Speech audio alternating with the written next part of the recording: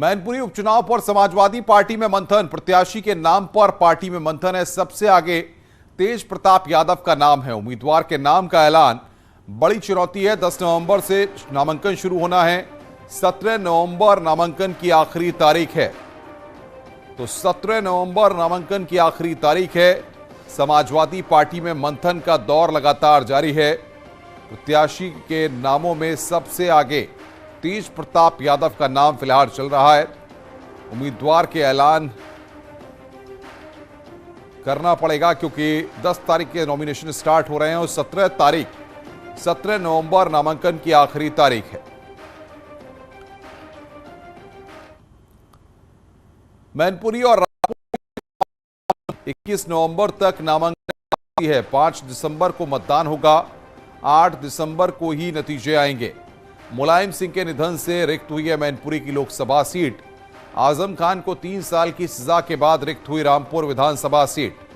तो यहां पर यह सबसे बड़ी फाइट है मैनपुरी और रामपुर में। मैनपुरी में लोकसभा का बाई इलेक्शन है और रामपुर में आजम खान के सजा मिलने के ऐलान के बाद रिक्त हुई है रामपुर की विधानसभा सीट।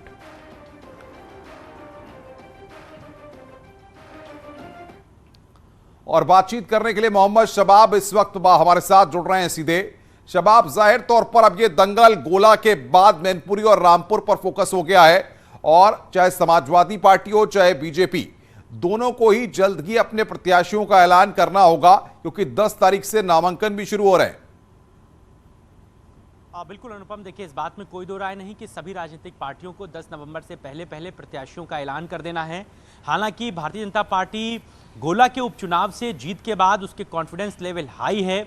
समाजवादी पार्टी के लिए बड़ी चुनौती है क्योंकि नेताजी मुलायम सिंह यादव के निधन के बाद से मैनपुरी की लोकसभा सीट रिक्त हुई है और आजम खान के सजा के ऐलान के बाद रामपुर विधानसभा सीट जो है वो रिक्त हुई है। लिहाजा चूंकि सबसे बड़ी फाइट मैनपुरी को लेकर के देखी जा रही है, भारतीय जनता पार्टी वो मिथक तोड़ना चाहती है कि कभी भी भाजपा का प्रत्याशी वहां से जीता नहीं, इसलिए इस मिथक को तोड़ने के लिए तमाम पिछड़ी जातियों के नेताओं को इकट्ठा किया जा रहा है। क्योंकि मैनपुरी लोकसभा सीट कहीं यादव बाहुल्य जाती है, लेकिन वहां पर बड़ी तादाद में पिछड़ी जातियों के भी मतदाता हैं। लिहाजा भारतीय जनता पार्टी किसी यादव कैंडिडेट की बजाय किसी पिछड़ी जाति के कैंडिडेट पर दांव खेल सकती है। इसको लेकर के तमाम तरीके के विचार विमर्श चल रहे हैं। समाजवादी पार्टी तेज प्रताप यादव के नाम को लेकर के चर्चा कर रही है क्योंकि तेज प्रताप यादव मैनपुरी से सांसद रहे हैं। लिहाजा आखिरी फैसला अखिलेश यादव को लेना है, उस पर मंथन चल रहा है। लेकिन इन सब के बीच में सबसे बड़ा कशमकश का जो दौर है अनुपम, वो शिवपाल यादव के लिए है। शिवपाल यादव क्या समाजवादी पार्टी के प्रत्याशी को मैनपुरी में सपोर्ट करेंगे या फिर चूंकि अपनी उनकी पार्टी है वो वहां पर खुद चुनाव लड़ेंगे, या किस तरीके से मैनपुरी और रामपुर के इन बाई इलेक्शन को शिवपाल यादव हैंडल करेंगे, ये सबके लिए बड़ा चर्चा का विषय है। हालांकि शिवपाल यादव कल से लखनऊ में मौजूद हैं। आज सुबह 11:30 बजे वो पार्टी कार्यालय पर पहुंचेंगे जहां पर तमाम तरह के डिस्कशन होने हैं और कहा यही जा रहा है कि शिवपाल यादव, अंदर खाने से जो सूत्र हमको बता रहे हैं वो ये बता रहे हैं कि शिवपाल यादव मैनपुरी में तेज प्रताप यादव के नाम को सपोर्ट करेंगे। वहां पर वो अपना कैंडिडेट नहीं लड़ाएंगे चूंकि ये परिवार की लड़ाई हो जाएगी अगर शिवपाल यादव वहां पर अपना कैंडिडेट उतारेंगे। और शबाब, लेकिन अगर भारतीय जनता पार्टी की बात करें तो जाहिर तौर पर रामपुर में और मैनपुरी दोनों जगहों पर प्रत्याशियों के नामों पर मंथन करके उनको फाइनलाइज करना भाजपा सभी समीकरण साधना प्रभावशाली व्यक्तित्व कर रहा है। समाजवादी पार्टी के प्रत्याशी हमेशा वहां से जीतते रहे हैं।